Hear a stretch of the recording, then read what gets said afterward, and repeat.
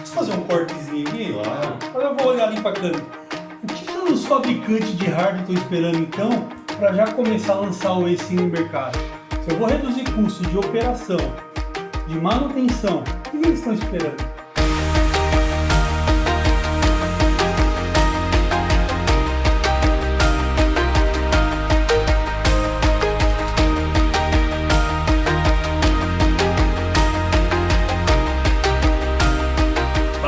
Estamos começando o nosso Radar IoT, Linksfield trazendo para você informação de forma estruturada, conteúdo de qualidade, falar sobre tecnologia, inovação.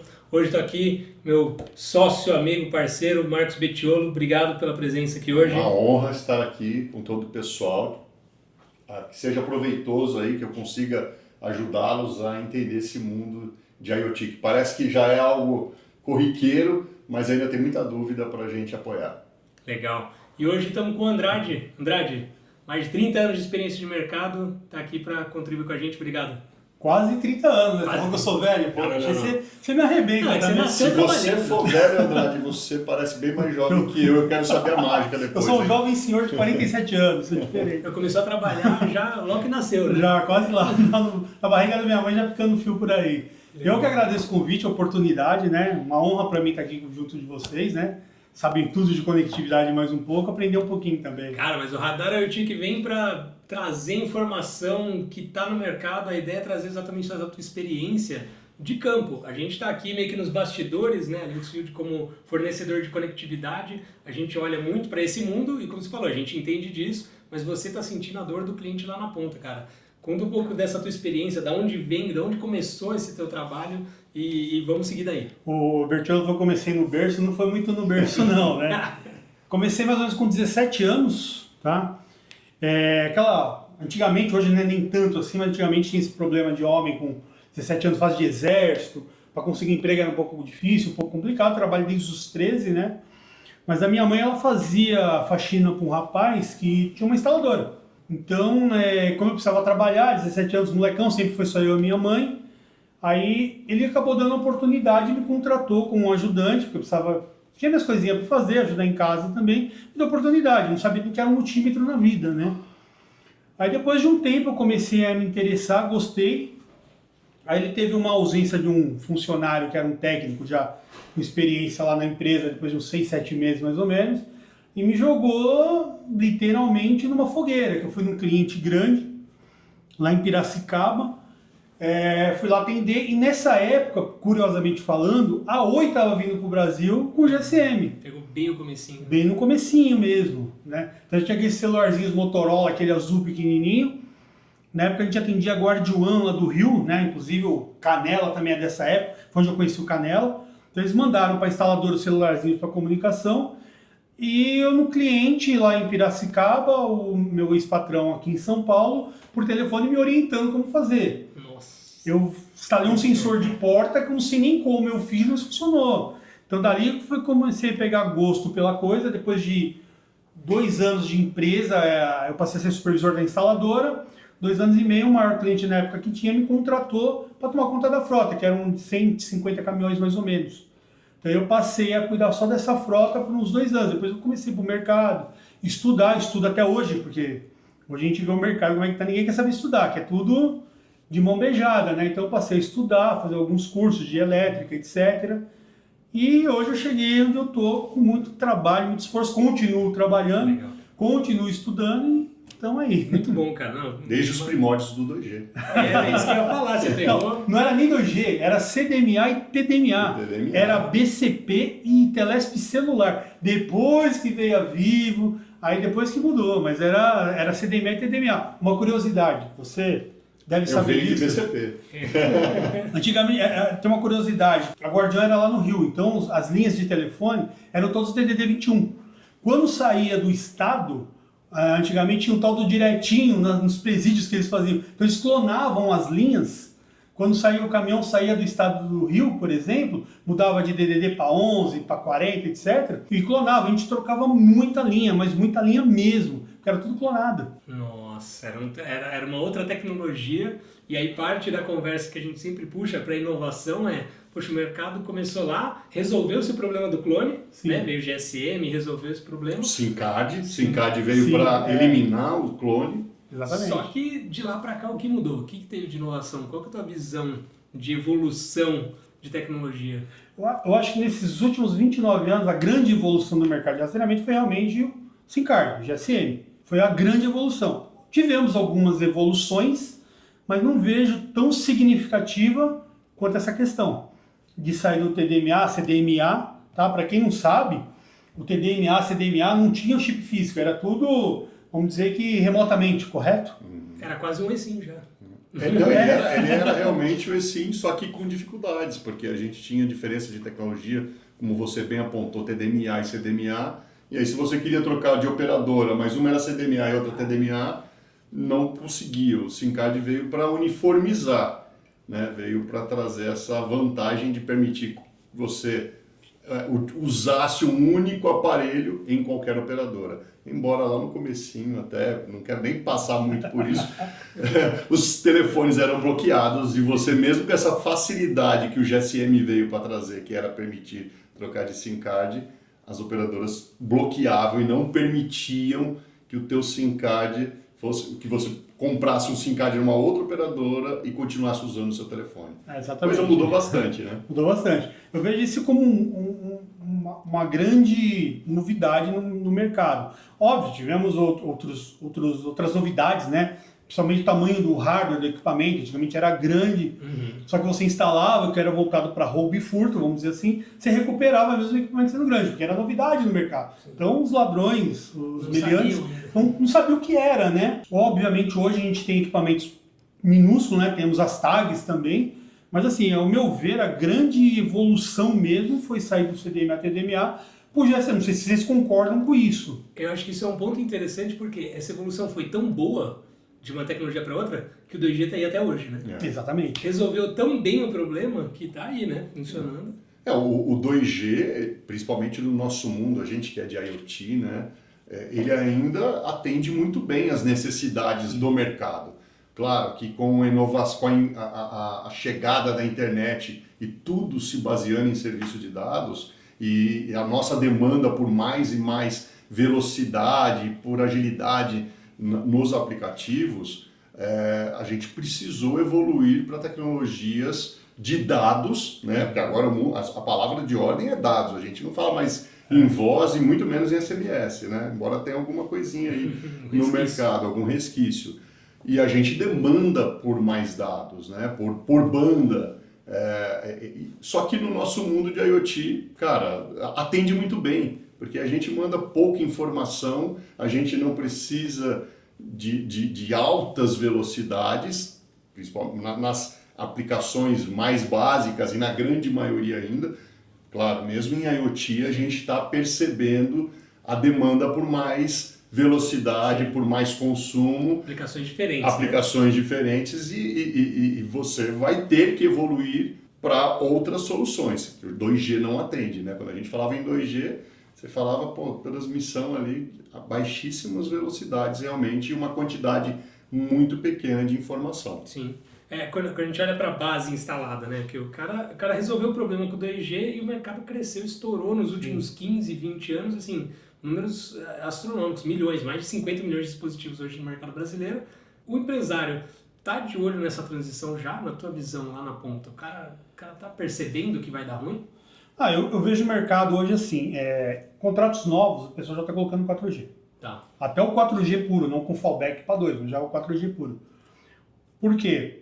É custoso você tirar um técnico de determinada região e mandar, você tem deslocamento, tem pedágio, tem combustível, tem a própria mão de obra em si, então isso ainda acaba sendo custo alto, um equipamento novo, porque não dá para simplesmente ele pegar e ir lá e desativar. Você tem que comprar um equipamento, tem que comprar mais outro SIM card, colocar lá, configurar, tem o custo do correio para encaminhar para o técnico, porque o Brasil é grande, então tem que mandar, os caminhões ficam rodando, e é caro. A logística é complexa. Exatamente. Então tem esse custo todo. Então eu vejo o mercado assim, contratos novos, a empresa de rastreamento já coloca já 4G, às vezes o 4G puro, o 4G com FAL 2. Os antigos, se está funcionando, vai ficar lá, a não ser que o veículo rode em uma determinada região, que realmente não tenha mais sinal de 2G, ou minimizou esse sinal de 2G, vamos dizer assim. Sim. Aí o cliente começa a reclamar, obviamente ele vai ter que trocar, porque o contrato é vigente. Aí ele vai onde ele faz toda essa logística de pegar um equipamento novo, SIM-card de novo, colocar no correio, mandar para o técnico, agenda do técnico, agenda do cliente e fazer a troca. É quase que sob demanda, né? Assim, ele não tá... A gente percebe isso, o mercado não tá se planejando e falar, todo mês eu vou trocar 50. Não. O mercado tá assim, recebi 50 reclamações, troco 50. Se eu receber 10 reclamações, eu troco 10. Troco 10, exatamente. De novo, onde funciona, segue funcionando. É, então não preciso, não vou investir na logística ali, não vou gastar com logística. Onde não estourou ainda. Onde ainda não estourou. É aquele vai ditado, né? Time que tá ganhando não se mexe. Exato. Tá caindo lá, tá funcionando, tá atendendo o cliente dele. Não acho errado, ao meu ver, não é errado, né? Mas assim, tem que preparar, não adianta. Tem que Uma hora a preparar. conta vai chegar. E o estoque de 2G dessa galera, você acha que já tá acabando? Do cara que tava mantendo ali? Essa última pergunta, eu vou chegar no porquê que eu tô te perguntando isso, mas você sente que o cara ainda tem estoque 2G, tá instalando uma coisa ou outra que tá chegando? Algumas empresas ainda têm. Ainda tem. Algumas ainda têm. Eu vejo até pela movimentação de mercado nos grupos de WhatsApp, o pessoal começando a vender equipamento 2G, mas a preço de Reciclando quase, né? Assim. 10, 20, 30 O último reais. respiro. Exatamente. Alguns ainda compram para manter, principalmente interiorzão, que ainda é 2G, ainda então o que fazer funciona, ali né? acabou. E então ainda acaba comprando, mas hoje eu não vejo também um estoque grande de 2G. Eu imagino que algumas empresas grandes têm um estoque grande, por isso fazem aquela mensalidade pequenininha, que a gente até acaba debatendo nos grupos, como a empresa faz uma mensalidade, você vai viver como? O cara está com o equipamento parado no estoque. Entendo perfeitamente o lado do cara. Ele está com o equipamento no estoque. Ele quer desovar. Ele quer desovar. Eu vou ficar com 10 mil, 5 mil, 1.500 que seja no meu estoque parado, ou eu ponho na rua ganhando esse for um pouco. Perfeito. Então eu imagino que essa seja a visão do empresário de uma grande empresa. Eu faria isso, não faria diferente. Eu nem investi no equipamento 4G, Claro. sendo que quando eu consigo rodar com 2G, eu consigo fazer um recurso técnico definitivo, gambiarra não existe. É um recurso técnico definitivo. Coloco lá um chip multioperadora que vai me atender, que está atendendo por enquanto, bem ou mal, ainda está atendendo, coloco na rua, porque eu estou com 500 parado. Tá ruim, mas nem tanto, né? Exatamente. Ou coloco 500 na rua, nem que eu cobre uma mensalidade menor, mas pelo menos eu estou gerando receita. Perfeito. Eu te perguntei isso, assim, aonde eu queria chegar. Quando a gente olha para os dados da Anatel, e a gente tem estudos, a gente tem gráficos sobre isso, que a gente mostra nos relatórios da Anatel exatamente assim, a quantidade de dispositivos no Brasil por tecnologia, 2, 3 e 4G. A gente vê que o mercado crescendo, o mercado total brasileiro está crescendo, a gente falou em mais de 50 milhões de dispositivos. Quando a gente olha para quantidade de dispositivos por tecnologia, o 4G está crescendo assim, é muito forte. O 2G ele vem estável, crescendo bem pouquinho. Por isso que eu te perguntei de estoque. Porque a gente olha para os números e fala, cara, não faz sentido o 2G. Não tem gente vendendo, comprando, botando na rua 2G, bem pouquinho, mas tem. E agora no último trimestre a gente vê pela primeira vez esse número apontar para baixo.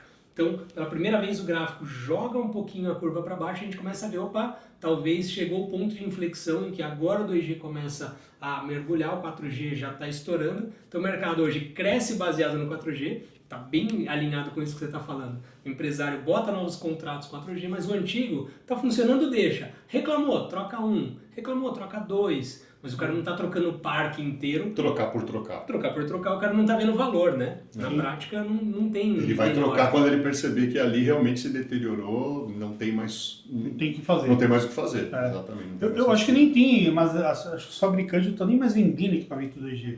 Se sim. tiver um ou outro ainda que tem estoque antigo para poder colocar na rua mesmo, para desovar o estoque também. Exatamente. A gente está exatamente no momento de resolver a equação, que é a equação dos dois lados. De um lado o usuário, do outro lado as operadoras. As operadoras, como eu falei, a tecnologia precisa se modernizar. Você precisa de 4G, estamos indo para o 5G por conta da necessidade, das nossas novas necessidades, né?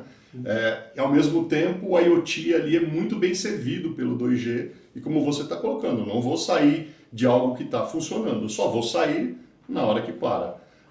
E para resolver a equação do 4G, do 5G, as operadoras precisam das mesmas faixas de frequência que são usadas no serviço 2G. Eu ia te perguntar isso exatamente agora. Por que precisa desligar o 2G? Por que ele não dá para ficar aí o 2G? Bom, a gente tem, não é só essa questão que eu estou trazendo da frequência, né? Eu tenho a questão da frequência, que é a mesma que eu vou usar para ampliar o meu 4G, então eu preciso desligar uma antena 2G para ligar antenas 4G, eu preciso disso, então ao mesmo tempo que eu vou evoluindo no 4G, eu vou tendo que degradar o 2G, e isso vai pesando no usuário.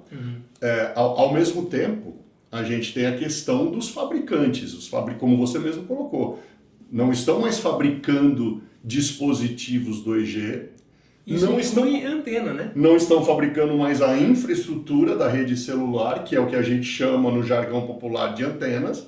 Então, é toda uma problemática ali por conta da obsolescência da tecnologia, não tem por onde fugir. E ao mesmo tempo também, um equipamento, seja ele de infra ou mesmo o equipamento lá na ponta, no usuário, que começa a dar problema, você não tem peças de reposição para aquilo, né? Então não tem jeito, a roda tem que girar, a tecnologia tem que se modernizar e o fim do 2G acaba sendo necessário para que a nova tecnologia seja instalada. Dessa transição, os finalmente do 2G, que a gente começa a ver agora, né, ele desmontando, é meio que cobertor curto também, né? O cara começa a desligar de um lugar para botar em outro. Melhora de um lado e piora de outro. Por isso que o Andrade até trouxe um ponto muito interessante, que os equipamentos ainda têm fallback. Tem lugar que não tem o 4G. Então... Já tem alguns que já estão, né, que eu consigo sobreviver com um puro 4G, mas na nossa realidade, nessa fase de cobertor curto, é importante para muitas operações que eu tenha um fallback, porque eu vou passar em regiões em que o 4G está funcionando maravilha, legal, o dispositivo está configurado com o 4G como primeira opção, ele vai ser super bem atendido, só que se ele passar por uma região no interior, como você bem colocou, em que eu só tenho 2G e eu não tenho um dispositivo com capacidade 2G, o dispositivo vai ficar cego. Sim. E numa operação de rastreamento, ficar cego não é legal. Exatamente. Então a gente tem, de novo, essa grande equação que a gente precisa resolver, né? E nessa um desligamento do 2G parcial ou total, quando a gente migra essas frequências, o 4G passa a ser melhor, certo? Ou não? Você tem um aproveitamento melhor de frequência. E aí, o 4G que hoje opera na frequência porque mais você alta, começa a colocar mais cobertura 4G. As mesmas antenas com cobertura diferente. Não é um para um. Né? Onde você... Porque assim, a questão da... Aí a gente precisaria até de um engenheiro de radiofrequência aqui, porque ele tem uma visão muito melhor disso. Mas não onde eu cubro com uma antena 2G, não exatamente eu vou cobrir com a mesma antena 4G. Na mesma frequência. Na mesma frequência. Talvez você precise de duas antenas 4G para cobrir uma mesma área, até por conta de capacidade, de necessidade de uso de mais dados. Existe toda a questão da radiofrequência por trás disso. Mas é óbvio, à medida que eu estou desligando o 2G, estou melhorando o 4G, né? Mas eu começo a ter buracos no 2G, é inevitável, não tem como, né? E ao mesmo tempo, no interior, como você bem colocou, eu ainda não tenho o 4G, né? Porque eu ainda lá, é muito possível encontrar muitos usuários que ainda têm um dispositivo obsoleto da fase 2G, 3G, né? Sim. Mas não precisa ir muito longe, tá? Na minha casa, por exemplo, Vivo 2G já não funciona. Já não Aquela minha região lá não funciona mais. Mas aí nós estamos falando de grandes centros. Exatamente. Obviamente, a hora que trocar de antena, ele vai comunicar. Sim. Provavelmente. Mas ali, por exemplo, se fosse testar hoje um equipamento 2G, não precisa muito meu alarme da minha residência. Ele é 2G. Então já não funcionava mais com o Vivo. Tive que trocar o operador. Entendeu? Então tive que trocar o operador. O grande problema da gente são os dispositivos IoT. Exatamente. Porque os nossos dispositivos de usuário, à medida que a gente vai trocando, ele já vem com as novas tecnologias e você nem percebe. Pô, já tem um 4G, já tem um 5G. Você pode, às vezes, até adquirir um smartphone 5G e você não usa porque o operador ainda não está te disponibilizando na localidade onde você está, ainda sequer tem o 5G. Mas seu dispositivo está preparado. Sim. Bem diferente dos dispositivos IoT, que qualquer modem adicional, qualquer módulo adicional ali para te garantir uma nova tecnologia, é um custo que pesa no valor final do dispositivo. Até porque às vezes tem que trocar o dispositivo inteiro. Que no meu caso, a minha central de alarme tem que trocar ela inteira. Não tenho como tirar só um modem e colocar um outro. Não é tão Então eu tenho que trocar tudo, exatamente. Não é tão simples assim. Exatamente. E nessa de degradar a rede, né? O 2G é cada vez pior. O impacto para o cara que está na rua instalando, essa instalação em massa, onde você vê o BO? O BO é financeiro ou o BO é operacional? Falta braço para fazer isso, falta gente para fazer isso? Eu acho que o problema é mais operacional. Lógico, tem o problema financeiro, porque é custoso você ter que comprar um equipamento, comprar chip que nós falamos, né? Despachar equipamento para o técnico, etc. Eu acho que o problema hoje é mais braçal. Por quê? Eu vejo o nosso mercado de rastreamento muito ruim de mão de obra. O Brasil inteiro está com problema de mão de obra. Sim. Mas voltado ao nosso mercado, eu acho muito ruim. Hoje as pessoas não querem se qualificar. Isso é um problemão. Exatamente. Então, com a chegada desses grupos de WhatsApp, muitos acham que é uma muleta. O cara não vive sem aquele grupo de WhatsApp. Você vê o cara todo dia no grupo pedindo uma coisa ou outra. Qual o fio que eu corto? Às vezes não é nem fio, às vezes é configuração. Também.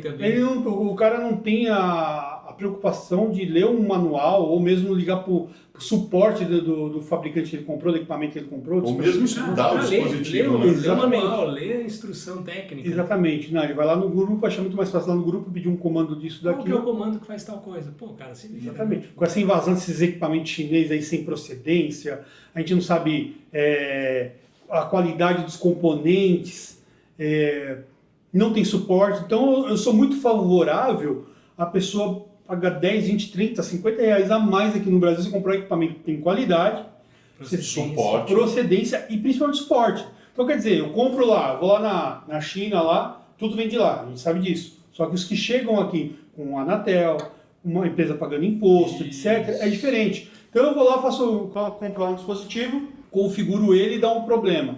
Eu sei que eu vou na sua empresa ou na sua que eu comprei de você, vou bater lá e falar, ô Bertiolo, ô Thiago, não está funcionando, troca para mim. Eu não vou ter o risco de ser taxado, não é só ser taxado, né? Eu vou ser taxado e já vou ficar na mira da Receita Federal. Então qualquer coisa que eu comprar com o meu CPF ou meu CNPJ que seja, já vai estar na mira. Sim. Então eu sou muito favorável, a gente tem empresas muito boas no mercado, com qualidade, no mesmo equipamento que funciona. E você tem suporte que faz total diferença. Bom ou ruim, você tem um suporte. Então eu sou dessa opinião. Perfeito. Faz muito sentido. E quando a gente olha, juntando esses pontos todos entre dispositivo, mão de obra, o estudo que a Linksuite fez já há cerca de um ano, a gente levantou o impacto financeiro para o empresário. E é quase meio a meio, né? No mundo de rastreamento é quase meio a meio. Quanto o cara vai gastar num equipamento novo, tem o custo do instalador. Sim. Então, tem os dois pontos, né? Olhando do ponto de vista do empresário, o investimento é nos dois. Só que ele vai gastar uma grana num instalador que não sabe o que está fazendo. Exatamente. Vai gastar 2 vezes. Porque ele vai gastar para o cara ir lá trocar ou instalar, e depois tem que pagar para voltar para trocar. Um cara que sabe o que está fazendo, volta lá e Exatamente. Mas agora faz mais sentido ainda aquele ponto que você trouxe no início, de que o pessoal não está indo, se antecipando, ir lá e substituindo. Eles esperam acontecer alguma coisa, seja o dispositivo dar um problema, seja a cobertura no local parar de funcionar de vez. Ele não está tendo essa proatividade ainda. Exatamente. E junta com o cara incapacitado, né? Ele não tem capacidade técnica de executar, aí ele vai, faz um trabalho mal feito, e aí o estudo não contemplou isso. Você tem que mandar outro cara lá. Você tem que mandar ele, sai mais caro. E eu acho, vou além, tá? Eu acho que essa não preocupação em trocar agora acaba sendo um nicho de tudo, uma junção de tudo. Desde a mão de obra que ele não vai ter ao gasto que ele vai ter. Sim. Então eu acabo que juntando tudo e põe na ponta do lápis e fala, pô, é melhor eu correr o risco e manter que está funcionando do que eu pegar agora e mandar trocar agora, contratar. Você pega uma região, por exemplo, Norte e Nordeste, não desmerecendo, pelo amor de Deus, não estou desmerecendo ninguém. Mas a mão de obra a gente sabe que é mais escassa lá, é mais complicado. Sim. Pela região, culturalmente falando. Então, tem menos gente se preparando também. Exatamente. Você tem menos acesso à informação, isso é uma das coisas que a gente tenta fazer aqui com eventos na região para promover conteúdo, mas a galera não se preparou, e aí o cara sofre mais ainda. Exatamente. Né?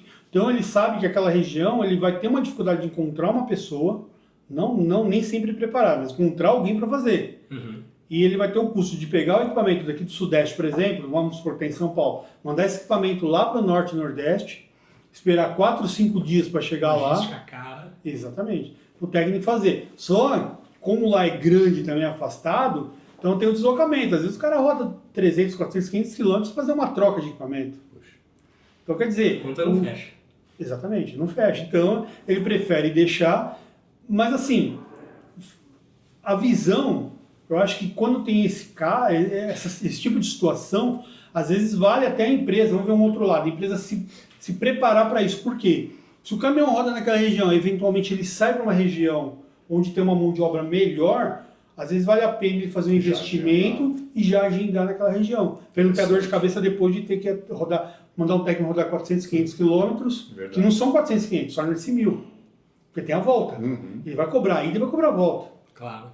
Entendeu? Então, nessa situação, eu acho que vale a pena o empresário ou o dono da empresa de rastreamento ele se preparar para fazer essa troca.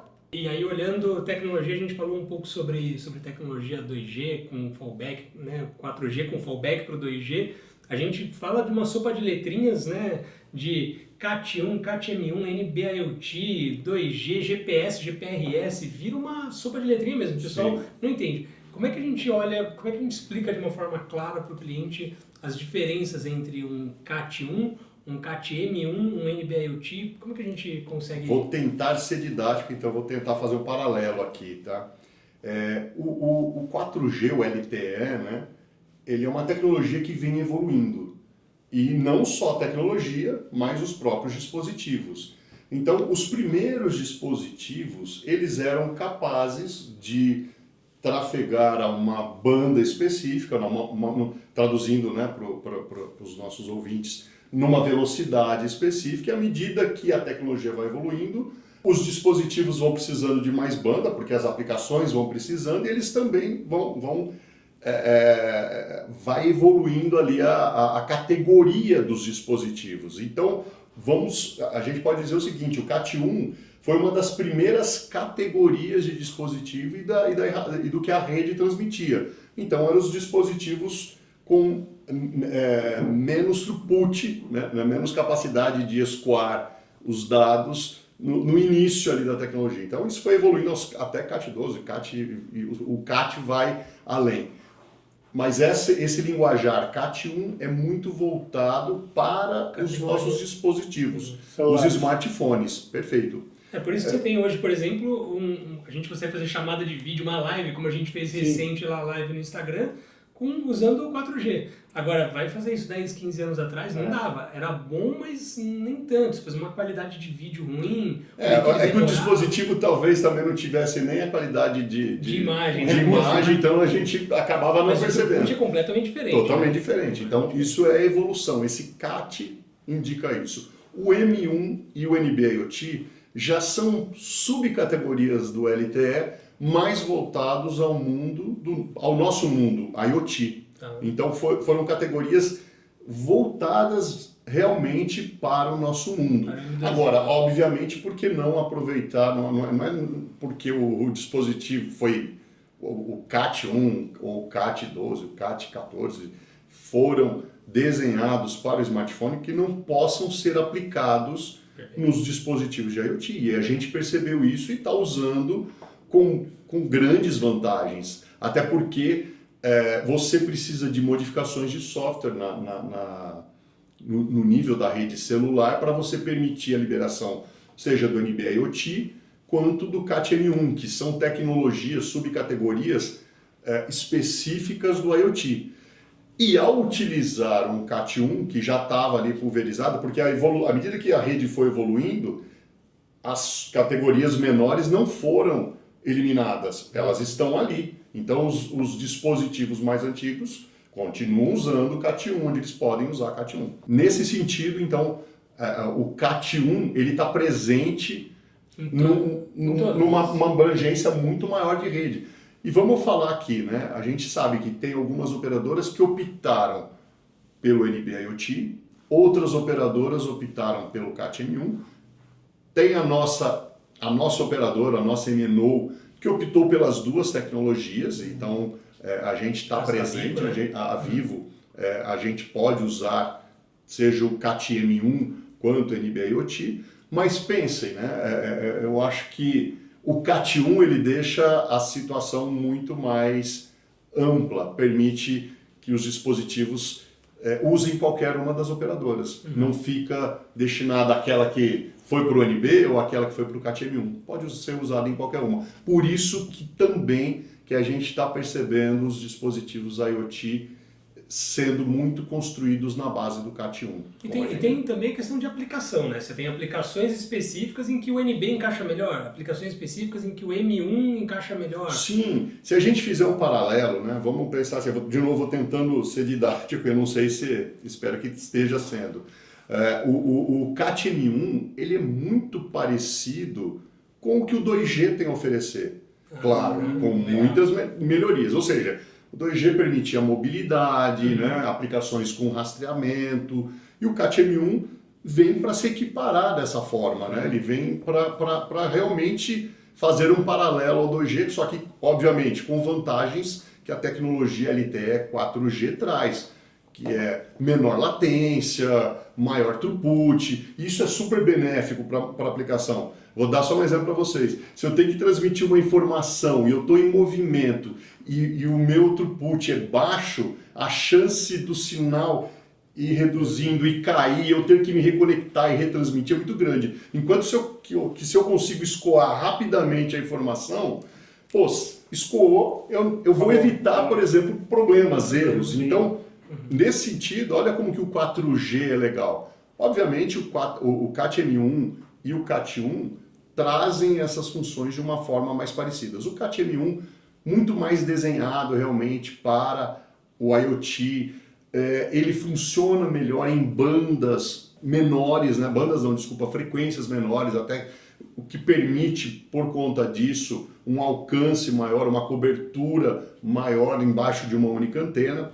O NB é uma outra subcategoria do 4G, em que foi desenhado mais para o mundo estático, né? Foi desenhado inicialmente para sensores que estariam ali paradinhos, pouquíssima transmissão, ou seja, uma informação por dia. Eu só quero saber eu quero medir se uma árvore está crescendo, se o tronco dela está crescendo. Uma informação que eu mando por dia, aquilo lá é suficiente. Então, foi desenhado para isso.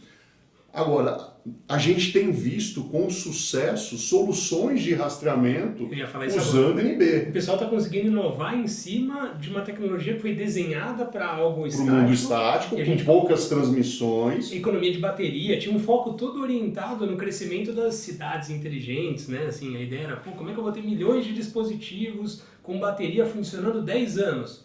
NB-IoT foi a resposta técnica para isso. Eu gosto de fazer uma pergunta falando NB. Ele tem um limite de trafegar dados ou não? Não. Ele pode trafegar... Você pode trafegar, só que ele não vai ter uma boa eficiência.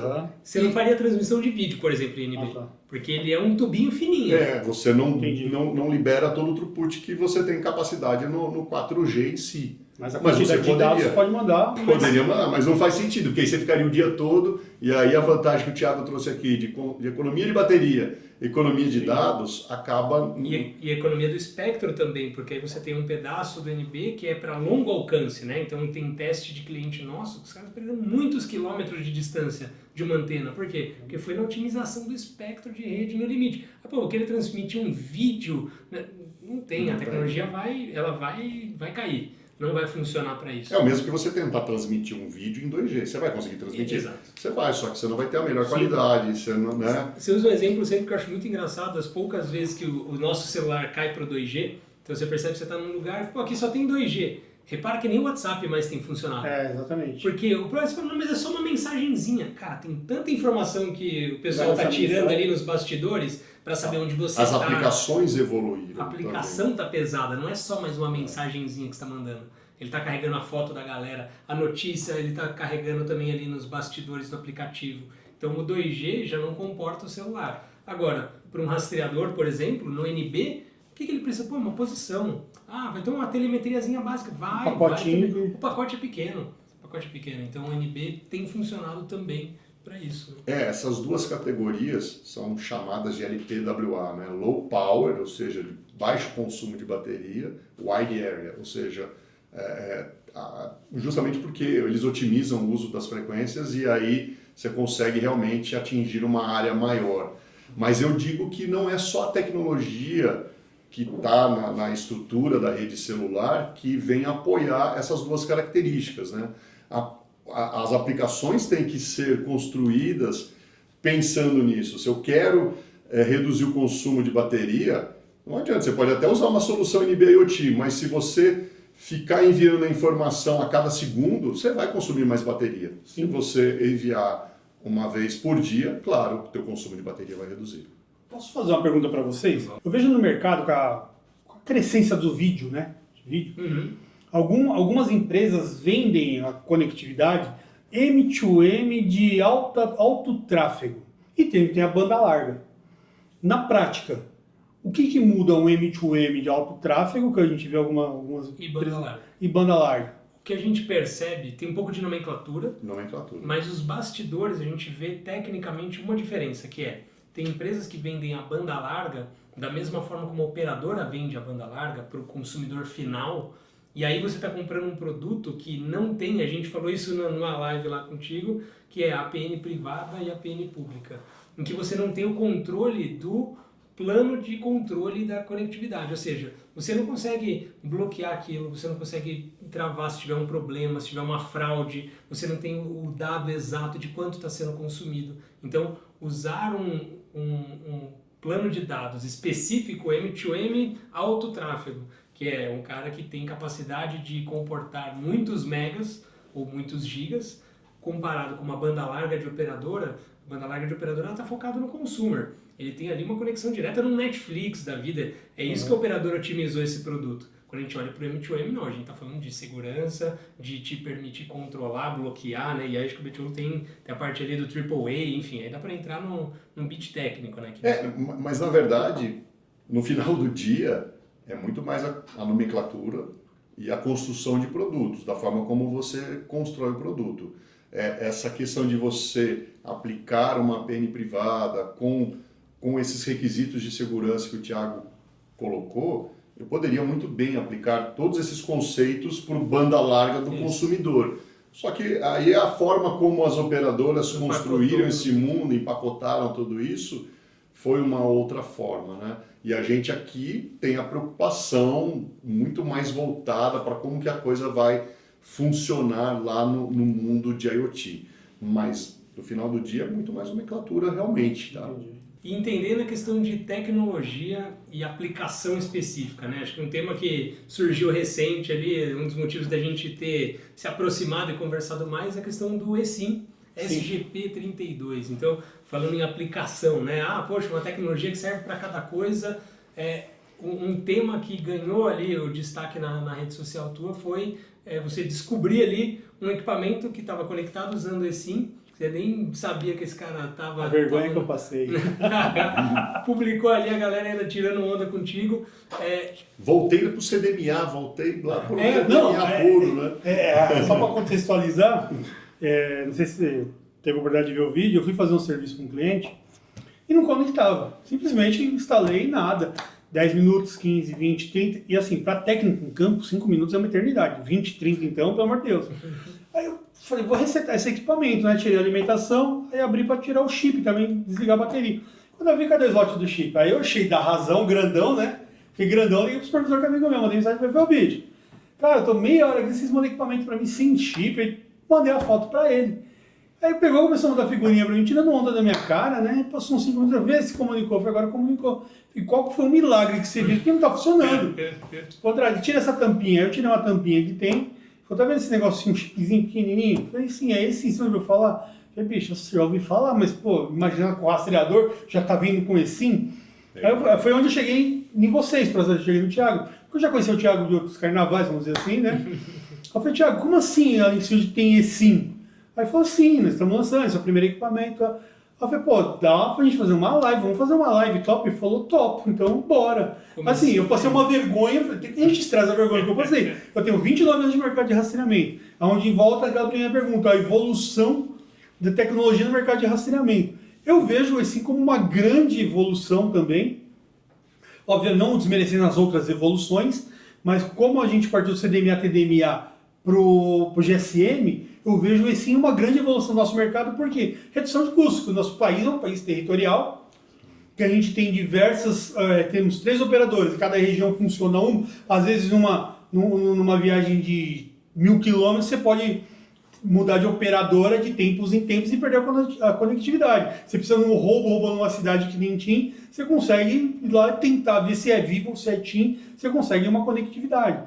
Então, assim, foi curioso para mim, mesmo já conhecer, sabendo do eSIM, obviamente, não conhecendo como vocês conhecem, como consumidor, vamos dizer assim, mas para mim foi gratificante saber que no futuro, para o futuro próximo, os nossos dispositivos de rastreamento, câmeras, etc., a gente consegue ter uma tecnologia que eu consigo...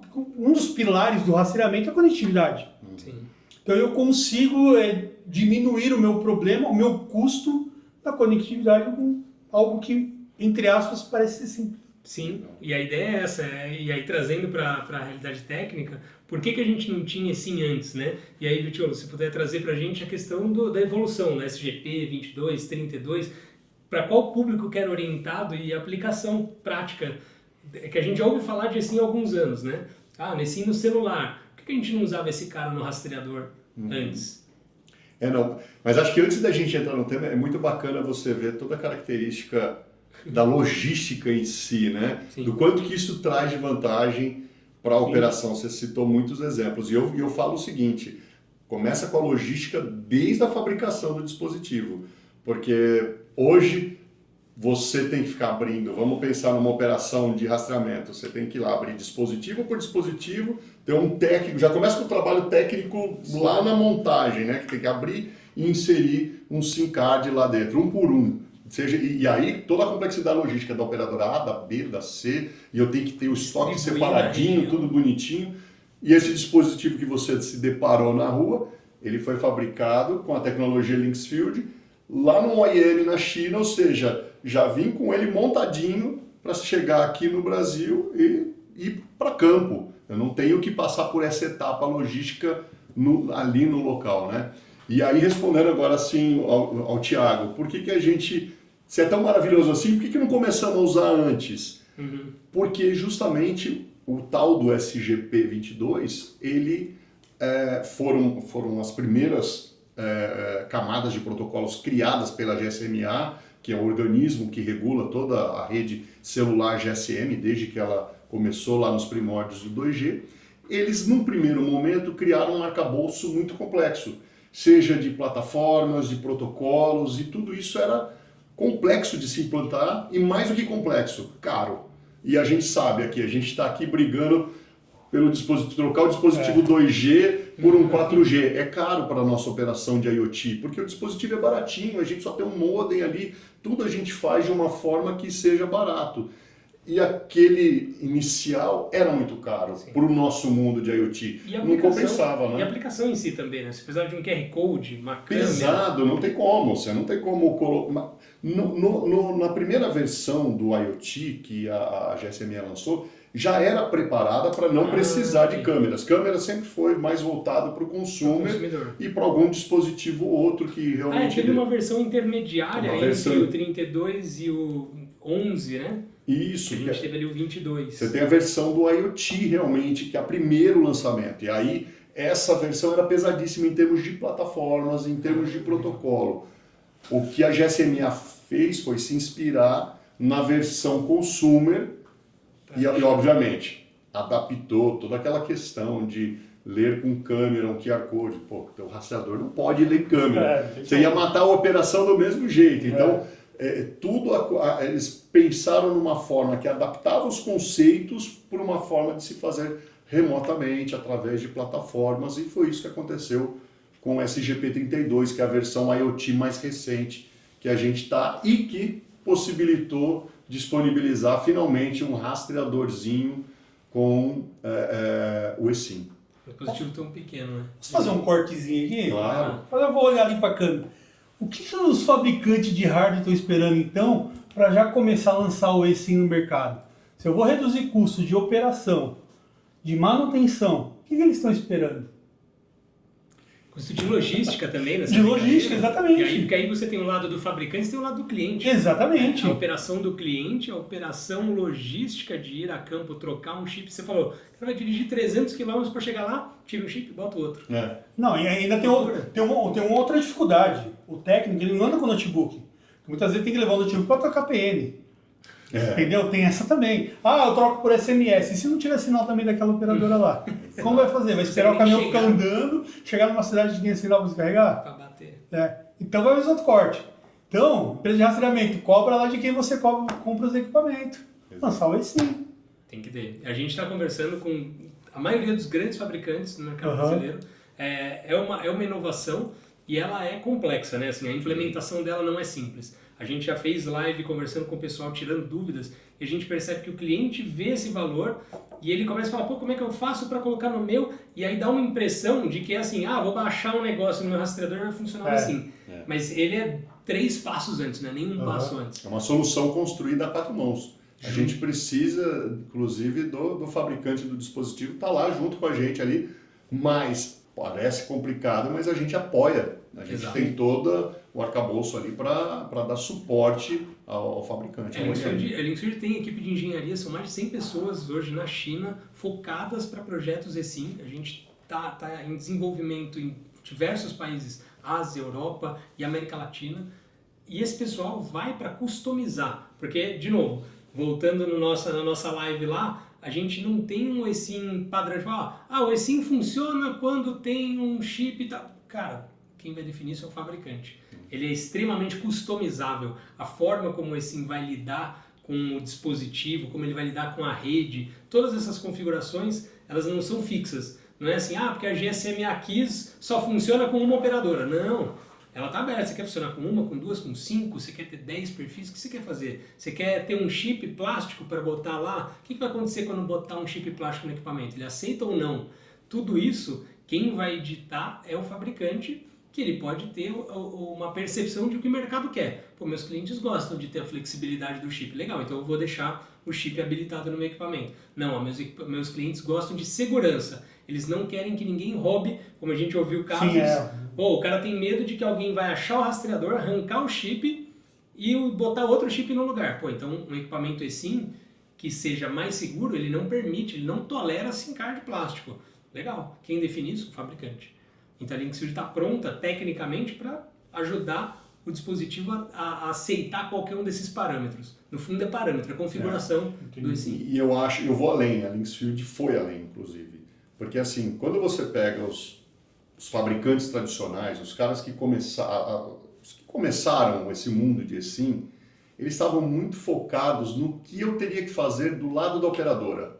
Ou seja, a plataforma que eu preciso vender para a operadora, o USCC que eu vou vender para os dispositivos, mas aí você até perguntou o que o pessoal está esperando para entrar nesse mundo do eSIM. Justamente esses vendors iniciais, eles não tinham preocupação com o fabricante pequeno, com o nosso mundo. Eles estavam ali no mundo da Apple, no mundo da Samsung, não estavam no nosso mundo, no nosso dia a dia.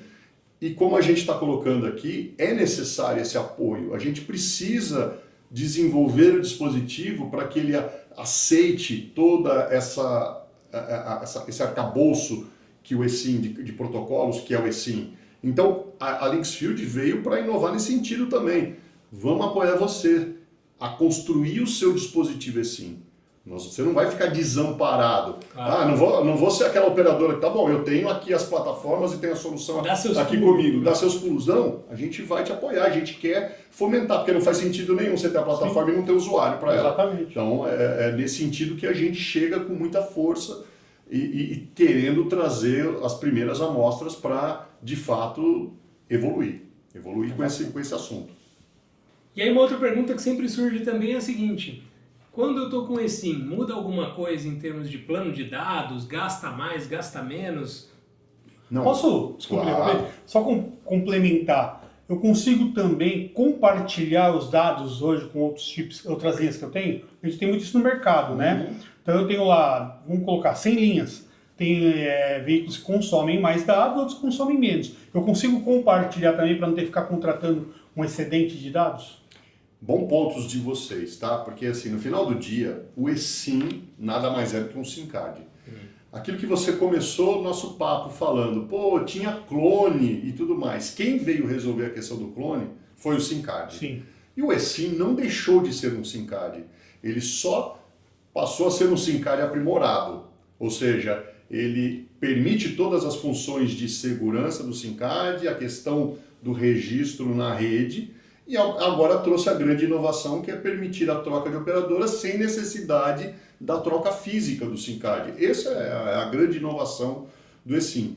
Então, aí eu deixo até o Thiago, que é o cara de produtos aqui na Lixfield, complementar, mas no final do dia, todo o uso da parte de consumo, isso não vai mudar nada. Inclusive a nossa plataforma de gestão que a gente tem hoje é a mesma plataforma que que vai te apoiar para gerir suas linhas, você entender o quanto está consumindo, o quanto não está consumindo.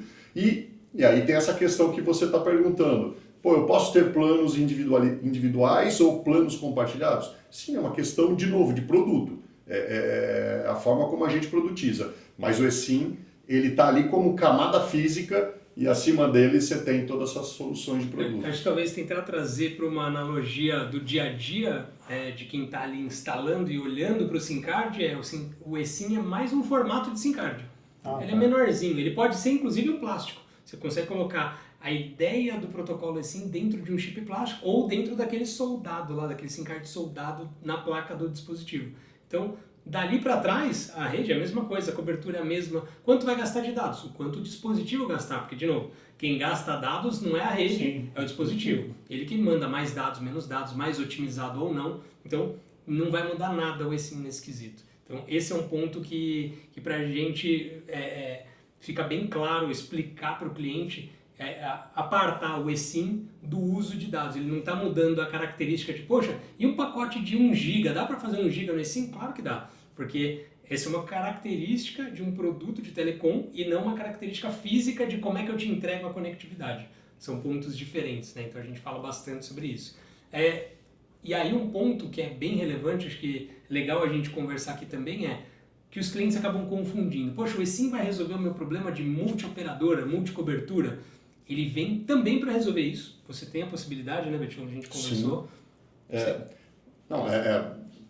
A gente tem a questão que eu costumo brincar não, o que eu acho que é o mais bacana do eSIM é essa possibilidade de trocar de operadora, o que te facilita a vida logística, sim, né? Agora, você pode sim criar soluções para prover alta disponibilidade. Obviamente, como que eu conseguiria fazer isso aí? Um dos perfis ali embarcado no eSIM poderia ser um perfil com capacidade de roaming, que é o que a gente está vendo aí de multioperadora. Uma outra possibilidade é exatamente a solução que a gente já disponibiliza no mercado, que é o LF Plus. Eu também posso embarcar no eSIM. Então, para vocês entenderem que o eSIM, no final do dia, é de verdade um SIM card convencional. Um SIM card parrudão. Um SIM card parrudão, em que eu posso baixar um perfil de uma operadora. Pô, não estou feliz. A Lixfield baixou um perfil da super solução LF Plus mais sofisticado. Pô, mas eu não quero mais aquela solução, eu quero um perfil de outra operadora. Você vai poder trocar o perfil da outra operadora. A gente não vai te prender, não vai te bloquear numa única solução. Ele está mais relacionado com uma troca de contratos do que de fato de cobertura. Então a preocupação com a troca de cobertura, o multi-operador, multi-IMSS, multi-rede vai resolver. Dá para pôr ele dentro do eSIM? Dá. Mas aí você fala, pô, então o que muda do eSIM para o multi-operador? Eu consigo inclusive colocar lógicas, desculpa te cortar, mas eu consigo colocar lógicas avançadas ali no eSIM para permitir, por exemplo, você tem 2 perfis já instalados ali. Você pode colocar uma lógica, uma inteligência na solução em que eu fico trocando de um perfil para outro, ou seja, no final do dia, de uma operadora para outra. E eu posso colocar essa lógica tanto no nível do eSIM, através de applets ou soluções desse tipo, quanto no nível do hardware. A gente pode trabalhar juntos para você desenvolver uma solução no nível do hardware, que o hardware vai lá, baseado em alguma medida de rede que ele fez, ele vai e solicite a troca de perfil, de operador. Né? Exato. Mas eu vou deixar o meu comentário final aqui, que é o seguinte: essa parte técnica, ela vai ser resolvida pelo eSIM da mesma forma como você resolve a questão do multioperadora. Mas o eSIM, por si só, ele te dá uma capacidade logística de troca de SIM card, eu vou usar o termo errado aqui, de troca de plástico remota. Sim, isso Por não quê? é isso. Você vai poder trocar de Na fornecedor. prática. E aí, essa é uma dúvida que a gente precisa deixar bem clara para o mercado, que a Linksfield, falando sobre eSIM, são duas empresas diferentes. Você tem a Linksfield que vende solução de eSIM e você tem a Linksfield que vende conectividade eSIM. São coisas diferentes. Sim.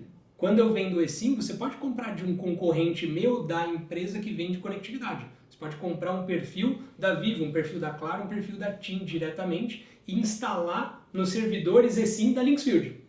E aí você troca o contrato. O teu fornecedor de conectividade não precisa ser a Linksfield. Pode ser, porque a gente também é uma operadora. Então, de novo, você tem a Linksfield operadora e a Linksfield fornecedora de eSIM. Quando você contrata um dispositivo que tem eSIM, você pode falar assim, mas a Linksfield como operadora eu não gosto, por qualquer motivo, quero comprar de outro. Tá bom, você pode comprar, não tem problema. Agora, não gostou daquele cara, a Linksfield realmente está me atendendo melhor, quero voltar para a Linksfield. Você faz a troca de contratos, porque no fundo o servidor, seguindo todos os protocolos da GSMA, ele é capaz de aceitar perfil de qualquer operadora do mundo, porque todos são padrão. Então eu vou além, então quer dizer... Então, muitas vezes eu não preciso me preocupar com aquele roaming quando eu vou andar no Mercosul, por exemplo. Eu posso pegar uma operadora local. Perfeito. E colocar no eSIM. Você matou, você foi no limite da solução logística. Que é, poxa, agora para ir para a Latam eu preciso trocar o chip, e aí vou ter que achar um chip multioperadora para cobrir Latam. Não. Você já bota essa regra aqui. Quando o cara cruzar, ele vai... Lembra que parte da solução eSIM, no começo do funcionamento do dispositivo, que ele vai ter que fazer o seguinte: eu vou lá na rede e vou perguntar para o servidor eSIM, você tem perfil para mim? Não? Então tá bom, continuo com o que eu tenho. Agora, você pode ter uma regra em que o servidor vem no dispositivo e fala, amigão, tem um perfil novo para você, você está fora do Brasil, pega um perfil local aí, pega um perfil da Argentina, pega um perfil e vai embora. Então, só para eu entender, o veículo saiu do Brasil e foi para a Argentina, por exemplo. Eu não sei que operadora tem lá. Eu consigo na plataforma saber que operadora tem lá para fazer o contato com essa operadora? Como que funciona essa troca? Porque eu preciso descobrir que operadora tem lá, eu não conheço. Perfeito. Isso provavelmente não vai acontecer de surpresa para você. Não vai ser sem querer. Tipo, nossa, meu motorista foi parar lá na Argentina, preciso de uma... Não. Você vai ter um planejamento e saber, olha, a operação desse cliente costuma ir para lá. Então, antes desse cara ir para lá, a gente já vai ter aqui, eu vou incluir o cliente final, vou incluir a Linksfield como vendedora de conectividade e a gente vai falar, olha, você tem preço aqui para conectividade Vivo, para conectividade Claro, no Brasil. Se precisar da Argentina também, eu tenho na Argentina, tem no Chile, tem na Colômbia, tem no México, o cara vai rodar a Latam inteira, legal. A gente já vai acordar qual perfil você vai usar. Eu vejo duas opções para a tua necessidade. Você pode ter, por exemplo, como o Thiago está colocando, saber exatamente que eu vou para a Argentina, então eu já posso fazer acordo com a Movistar da Argentina, com a Claro Argentina. Já negociei com eles esse tipo de solução. Eu vou comprar perfis dessas operadoras e vai ser mais uma opção ali como perfil a ser carregado no meu eSIM. Ou uma outra forma, eu estou indo ali para a Argentina, mas não sei nem que operadora tem lá. Eu posso adquirir um perfil internacional que faz roaming em qualquer operadora da Argentina, que você não precisa nem saber quais são as operadoras disponíveis lá, mas você sabe que tem uma operadora internacional que vai cruzar a fronteira e vai funcionar lá. Inclusive, a Linksfield opera com parcerias internacionais em que a gente poderia, inclusive, disponibilizar esse tipo de perfil com capacidade de fazer roaming nas operadoras da Argentina sem necessidade de você fazer acordos direto com as operadoras da Argentina. Já faz tudo com a Linksfield. Você faz algo mais aberto. A Linksfield como operadora de conectividade. Sim. Juntando com a solução eSIM, você resolve o problema ponta a ponta. Não precisa ficar procurando um terceiro fornecedor. É isso. Andrade, obrigado, querido. Eu que agradeço. Prazer. Obrigado pelo convite. Obrigado. Andrade, obrigado. Seja bem-vindo mais uma vez aqui. Volte sempre. Com certeza, aprendi o Teremos caminho. mais papos como este. Com Cara, certeza. a ideia do podcast é essa, a gente ter esse papo aberto, tem um trilho aqui pra gente seguir, algumas dúvidas que a gente já tem, quer conhecer um pouco mais do que você faz, mas você que assistiu, curtiu, compartilha com o pessoal que está no mercado, que quer saber mais sobre essa informação, sobre SIM, sobre conectividade, rastreamento, e a gente vai seguir produzindo esse tipo de conteúdo com qualidade profunda para a gente bater esse papo aqui, entender visões diferentes de diferentes fabricantes, fornecedores, e a gente quer deixar isso bem claro para todo mundo entender mais, porque volta para aquele tema da capacitação. A gente vai se capacitar, criar um mercado melhor e melhorar a vida de todo mundo. Esse é o nosso objetivo aqui no Radar IoT da Linksfield. Obrigado pela participação aí. Até a próxima. Valeu. Obrigado, Tchau, tchau. valeu.